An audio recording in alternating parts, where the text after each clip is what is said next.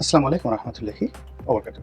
সম্মানিত দর্শক, আমিরে জামাত ডক্টর শফিকুর রহমান অতি সম্প্রতি লন্ডনে বেগম খালেদা জিয়ার সঙ্গে দেখা করেছেন এবং তারেক রহমান সাহেবের সঙ্গে বৈঠক করেছেন। এরকম একটি সংবাদ যখন সামনে এলো, বেশিরভাগ মানুষ অবিশ্বাস করেছে, বিশ্বাস করেনি। কারণ হলো যে গত কয়েক মাসে জামাত এবং বিএনপির মধ্যে যে দাকুমড়া সম্পর্ক, এই সম্পর্কের ভিত্তিতে এই সাক্ষাৎটি হতে পারে না। এক, দুই নম্বর হলো যে জামাত এবং বিএনপির মধ্যে সেই যে 2016-17 সন থেকে যে টানাপোড়েন, এখানে এক পক্ষ চেয়েছে জামাতের সঙ্গে বিএনপির সৌহার্দ্যতা থাকুক, আর ভারতপন্থী যে সকল বিএনপি নেতা রয়েছেন তারা সবসময় চেয়েছে যে জামাত যতক্ষণ পর্যন্ত বিএনপির সঙ্গে আছে ততক্ষণ পর্যন্ত ভারত বিএনপিকে ছাড় দেবে না। এবং অতীতে যে কয়বারই বিএনপি ক্ষমতায় এসেছে সবসময় ভারতের একটা গ্রিন সিগন্যাল ছিল, কিন্তু বিএনপি সেই গ্রিন সিগন্যালটি ধরে রাখতে পারেনি। আবার আওয়ামী লীগ যে কয়বারই ক্ষমতায় এসেছে বা ক্ষমতায় চলে গেছে এই গ্রিন সিগন্যাল রেড সিগন্যালের কারণে।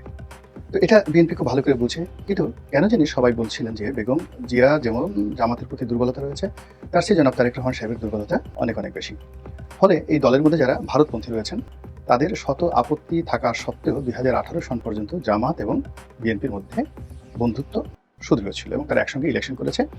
তাদের যে নিবন্ধন, সেই নিবন্ধন না থাকা সত্ত্বেও তারা বিএনপির হয়ে নির্বাচন করেছে। কিন্তু নির্বাচনের পর বারবার বিভিন্ন কারণে জামাত, হয়তো কৌশলগত কারণে, হয়তোবা বিএনপির তাসসিলের কারণে, হয়তোবা আওয়ামী লীগের কূটকৌশলের কারণে, অথবা আওয়ামী লীগ চেয়েছে যে জামাত বিএনপি থেকে আলাদা হয়ে যাক এবং তারা একটা স্বতন্ত্র দল হিসাবে তারা রাজনীতি করুক। সেই কারণে হোক না কেন তাদের মধ্যে একটা দূরত্ব তৈরি হয়েছে এবং সেই দূরত্বটা এই জুলাই আগস্ট বিপ্লবের পরে একেবারে সাপে নেউলে, মানে সাপ বেজির সম্পর্ক যেরকম হয় ওইরকম সম্পর্ক হয়ে গেছে। তো সেই অবস্থাতে জামাতের আমির তিনি হঠাৎ করে বেগম জিয়ার সঙ্গে দেখা করবেন, তারেক রহমান সাহেবের সঙ্গে দেখা করবেন, এটি একটি অবিশ্বাস্য ঘটনা। কিন্তু পরবর্তীতে যখন বিভিন্ন সোর্স থেকে এটি নিশ্চিত করা হলো যে হ্যাঁ তাদের সাক্ষাৎ হয়েছে এবং স্বয়ং জামাতের আমির বিভিন্ন সংবাদ মাধ্যমে যখন স্বীকার করলেন এবং তিনি যখন এই কথাগুলো বললেন, তখন এখানে পরস্পর বিরোধী কথাবার্তা চালু হয়ে গেল। যারা জামাতপন্থী লোক তারা অনেকে বলার চেষ্টা করছেন যে বেগম জিয়া খুব অসুস্থ ছিলেন, তাকে দেখতে যাওয়াটা একটা মানবিক দায়িত্বের মধ্যে ছিল। এর কারণ হলো দীর্ঘদিন জামাতের সঙ্গে বিএনপির সম্পর্ক ছিল, আর বেগম জিয়া বয়োবৃদ্ধা, তিনি জামাতকে খুবই পছন্দ করেন এবং জামাত তার প্রতি কৃতজ্ঞ। তার এই অসুস্থতার সময় জামাতের আমির তার সঙ্গে মানবিক কারণে দেখা করতে গিয়েছেন। এটা হলো একেবারে সাদামাটা পজিটিভ প্রচারণা। ২ নম্বরে যারা বলার চেষ্টা করছেন তারা হলো যে বেগম জিয়া তাকে দেখে আবেগ আপ্লুত হয়েছেন, তিনি কান্নাকাটি করেছেন এবং কেন জামাত বিএনপিকে ছেড়ে গেল। এই সময় জামাতের অবর্তমানে বিএনপি অনেকটা কুলহারা বা রমণীর মতো হয়ে গেছে, বা মানে মাঝিহারা মাঝিহীন নৌকার মতো হয়ে গেছে। ফলে জামাতের যে শক্ত এবং বলিষ্ঠ নেতৃত্ব এবং জামাতের যে অলিত্ব, এটা ছাড়া বিএনপিকে রক্ষা করা সম্ভব নয়। জনাব তারেক রহমান সাহেব যদি জামাতের আমিরের সাহায্য না পান তাহলে তিনি কি করে দেশ চালাবেন। এইভাবে বেগম জিয়া আকুতি জানিয়েছেন যেন আবার জামাতের সঙ্গে বিএনপির একটা বন্ধুত্ব হয়। এভাবে জামাতপন্থী যারা লোকজন রয়েছেন নেগেটিভ অর্থে জামাতকে বড় করার জন্য এবং বিএনপিকে ছোট করার জন্য সোশ্যাল মিডিয়াতে এই কথাগুলো বলে যাচ্ছেন একের পর এক। আর বিএনপির যারা লোকজন সোশ্যাল মিডিয়াতে, তাদের বক্তব্যটা হলো যে শেষ পর্যন্ত তো সেই নাকে খত দিলেই মধ্যখানে পানি ঘোলা করে, বা সেই জল খেলি পানি ঘোলা করে। তো বিএনপি ছাড়া কি জামাতের কোনো অস্তিত্ব আছে? এত বড় বড় কথা বলার পরে আবার সেই তারেক রহমান সাহেবের, তারা বেগম জিয়াকে বলছে না, তারা বলছে তারেক রহমান সাহেব, তারেক রহমান সাহেবের কদমবুছি করার জন্য জামাতের আমিরকে সেই লন্ডন পর্যন্ত যেতে হয়েছে এবং তারা বলার চেষ্টা করেছেন যে তিনি সেখানে গিয়ে হয়তো দিনের পর দিন বসে আছেন একটা অ্যাপয়েন্টমেন্টের জন্য। তারেক রহমান সাহেব অ্যাপয়েন্টমেন্ট দিতে চান নাই, তাকে বিভিন্ন অ্যাঙ্গেল থেকে হাতে পায়ে ধরে রিকোয়েস্ট করে তিনি সেই অ্যাপয়েন্টমেন্ট দিয়েছেন। এবং অনেকে ঠাট্টা করে বলার চেষ্টা করছেন যে এই যে এখন তারেক রহমান সাহেব যে বিড়াল নিয়ে ছবি তুলেছেন, বিড়াল নিয়ে ছবি তুলছেন, বিড়াল কোলে নিয়ে ছবি তুলেছেন, বিড়ালকে পাশে বসিয়ে তিনি ছবি তুলেছেন। সবাই বলার চেষ্টা করেছেন যে যখন তিনি সেই জামাতের আমিরের সঙ্গে বৈঠকে ছিলেন তখন সেই বিড়ালটা কোথায় ছিল। তিনি যদি সেই বিড়ালটা পাশে রেখে জামাতের আমিরের সাথে কথা বলে থাকেন, নিঃসন্দেহে এটা তার জন্য একটা বিরাট অবমাননাকর এবং তাচ্ছিল্যের বিষয়। এবং এই ঘটনা কিন্তু ঘটে, অনেক সময় ঘটে। যেমন দেখা গেল জেআরডি টাটা, এই টাটা গ্রুপের এখন যে রতন টাটার বাবা। তো জেআরডি টাটা 60-এর দশকে সমস্ত ভারতবর্ষের সর্বজন শ্রদ্ধেয় একজন ব্যবসায়ী ছিলেন, ব্যবসায়ী নেতা ছিলেন এবং সারা ভারতবর্ষ তাকে খুব সম্মান করত। এবং জামশেদজি টাটার চাইতেও জেআরডি টাটার সম্মান অনেক বেশি ছিল। তিনি টাটা গ্রুপ প্রতিষ্ঠা করেছেন। তো ইন্দিরা গান্ধী একবার তাকে দাওয়াত করে নিলেন। সেটা আমি সেই সাক্ষাৎকারটা, জেআরডি টাটার সাক্ষাৎকারটা আমি দেখেছি সিমি গারওয়ালের সাক্ষাৎকারে। তো টাটা যেটা বললেন যে আমাকে দাওয়াত করে নেওয়া হলো এবং আমার কাছে কিছু বিষয়, ব্যবসা বাণিজ্য সম্পর্কে যে বিষয়গুলো জিজ্ঞাসা করা হলো, তো সেই বিষয়গুলো আমি বললাম, একেবারে সত্য কথা। এবং সম্ভবত তার পছন্দ হলো না, আমার কথাগুলো পছন্দ হলো না, ফলে তিনি আর আমার প্রতি অ্যাটেনটিভ রইলেন না। আমি কথা বলতেছিলাম, তো এই সময় তিনি অন্যদিকে তাকিয়ে তার টেবিলে যে বিভিন্ন খাম ছিল সেই খামগুলোকে তিনি খুলছিলেন, দেখার চেষ্টা করছিলেন, মাঝে মাঝে উদাস দৃষ্টিতে জানালার দিকে তাকাচ্ছিলেন, এলোমেলো আচরণ। তো টাটা বললেন যে, "আমি বুঝে গেলাম যে what is the body language. আমার আর কথা বলা উচিত না। আর দ্বিতীয়ত ভবিষ্যতে এখানে আমার আর আসা উচিত নয়।" তো এই যে জেআরডি টাটার এই আত্মমর্যাদাবোধ ছিল, কিন্তু আমাদের দেশের রাজনীতিবিদদের এই আত্মমর্যাদাবোধ নেই। আমরা ক্ষমতার জন্য সব কিছু করতে পারি। পা ধরতে পারি, তারপর শেষে কাউকে সুসু করে দিতে পারি। সুসু তো বুঝেন আপনারা কি জিনিসটা হয়, কোনটাকে সুসু বলে। তো আমরা কাউকে সুসু করে দিতে পারি, আমরা কারো জুতো মাথায় নিয়ে ঘুরতে পারি, তারপর শেষে কারো পায়ের উপরে একেবারে কপাল ঠেকিয়ে দিতে পারি। এখন তো এই ধরনের পীর পূজা খুব হচ্ছে বাংলাদেশে। তারপরে জুতোর তলা যদি লেহন করতে হয়, মানে চাটতে হয়, সেটা আমরা করতে পারি ক্ষমতার জন্য। কিন্তু মাথা উঁচু করে সিংহ বিক্রমে জেআরডি টাটার মতো ওইভাবে দাঁড়িয়ে থাকার হিম্মত আমাদের দেশের পলিটিক্সে নেই। আর এই কারণে কি হচ্ছে, জামাতের আমির ডক্টর শফিকের মতো একজন সম্মানিত মানুষকে নিয়ে যারা জামাত বিরোধী লোকজন তারা এইভাবে ট্রল করে নানা রকম তারেক রহমান সাহেব তার বিড়ালকে নিয়ে লন্ডনের বিভিন্ন বিষয়াদি নিয়ে বলার চেষ্টা করছেন। মোদ্দা কথা হলো যে চারিদিক থেকে জামাতের উপর বিপদ ধাবিত হয়েছে।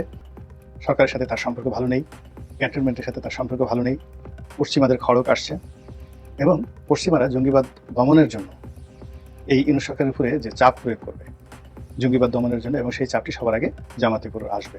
জামাত এই কারণে ভয় পেয়ে তারেক রহমান সাহেবের সাথে দেখা করতে গিয়েছে এবং বিএনপির আশ্রয় নিতে চাচ্ছে। এক, দুই নম্বর হলো যে সবকিছু যেভাবে চলছিল খুব দ্রুততার সঙ্গে জামাতের পক্ষে, সেগুলো এখন আর চলছে না। জামাতের নিবন্ধন এখন পর্যন্ত দেওয়া হয়নি। জামাতের একজন ঊর্ধ্বতন কর্মকর্তা এটি মাঝহার সাহেব, তিনি এখন পর্যন্ত মুক্তি লাভ করেননি। এখন এই অবস্থাতে জামাত তাদের প্রতি যে বিশ্বাস এবং আস্থা, নিজেদের প্রতি যে বিশ্বাস এবং আস্থা ছিল সেটি নষ্ট হয়ে গেছে। ফলে তাদের মনে হয়েছে যে না, এখন তাদের একটি রাজনৈতিক এলাই দরকার, সাহায্য দরকার, এবং সেই সাহায্য তো বিএনপি। এখন এই জন্য বিএনপির সাথে নতজানু হয়ে হোক, লন্ডন গিয়ে হোক, তারা সেই সম্পর্কটি স্থাপন করলেও করতে পারে, এটা স্বাভাবিক ব্যাপার। আমি এই বিষয়গুলো কিন্তু বলছি না, এটা সবাই বুঝতে পারে। আমার কাছে যেটা মনে হচ্ছে সেটা হলো যে এখনো পর্যন্ত কিন্তু ডক্টর মোহাম্মদ ইউনূসের ১ নম্বর বিশ্বস্ত লোক হলো জামাত।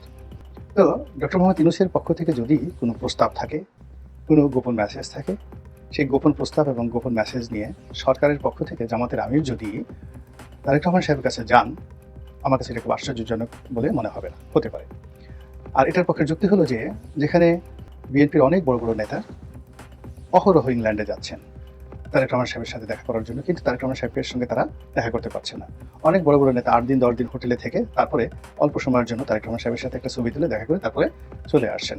তো সেখানে জামাতের আমির একেবারে তার বাসায় চলে গেলেন। এখানে আব্দুল মিন্টু বাসায় গেছেন একমাত্র ডাক্তার জাহিদ ছাড়া, মানে বিএনপির অন্য কোনো নেতা তারেক রহমান সাহেবের বাসায় গিয়েছেন, তার বাসায় খেয়েছেন, বেগম জিয়ার সঙ্গে দেখা করেছেন, এই ধরনের খবর আমরা এখনো পাইনি। তো সেখানে জামাতের আমির সরাসরি বাসায় চলে গেলেন এবং বাসায় তারেক রহমান সাহেবের সাথে বেগম জিয়ার সঙ্গে দেখা করলেন।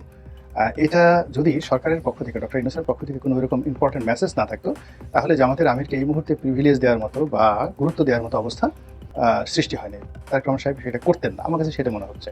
ফলে ডক্টর মোহাম্মদ ইউনূসের পক্ষ থেকে কোনো গোপন মেসেজের বাহক হয়ে তিনি সেখানে যেতে পারেন। এই গেল দ্বিতীয়। তৃতীয় যে বিষয়টি সেটি হলো যে সরকারের সঙ্গে সাইড লাইনে একটা সমঝোতা করার জন্য 1 to 1 ডক্টর ইউনূস ভার্সেস যাকে বলা হয় তারেক রহমান, এখানে জামাত একটা ব্রিজ হিসেবে কাজ করতে পারে এবং এটা সবচেয়ে বেশি আমার কাছে বিশ্বাসযোগ্য মনে হয় বা সম্ভাব্য মনে হয়। এর কারণ হলো যে এখানে সালাউদ্দিন সাহেব, মির্জা ফখরুল, মির্জা আব্বাস, যে সকল নেতারা ডক্টর মোহাম্মদ ইউনূস সাহেবের সঙ্গে দেখা করছেন এবং কথাবার্তা বলছেন, বৈঠকের ভিতরে এবং বাইরে এই কথা সামঞ্জস্য থাকছে না এবং প্রায় প্রতিবারই একটা না একটা অলক্ষণীয় ঘটনা ঘটছে এবং ক্রমশ সরকারের সাথে সম্পর্ক নষ্ট হচ্ছে। সেক্ষেত্রে ডক্টর মোহাম্মদ ইউনূসের সঙ্গে তারেক রহমান সাহেবের বা তারেক রহমান সাহেবের সঙ্গে ডক্টর মোহাম্মদ ইউনূসের একটা সরাসরি কথা বৈঠক বা যেখানে দুজনেরই বিশ্বস্ত যদি কেউ থাকেন তাহলে সেটা ভালো হয়। এবং এখানে ডক্টর শফিক, জামাত দল হিসেবে যাই থাকুক কেন, ডক্টর শফিক অনেকেরই নিকটই একজন বন্ধুবৎসল ব্যক্তি, সুহৃদ ব্যক্তি।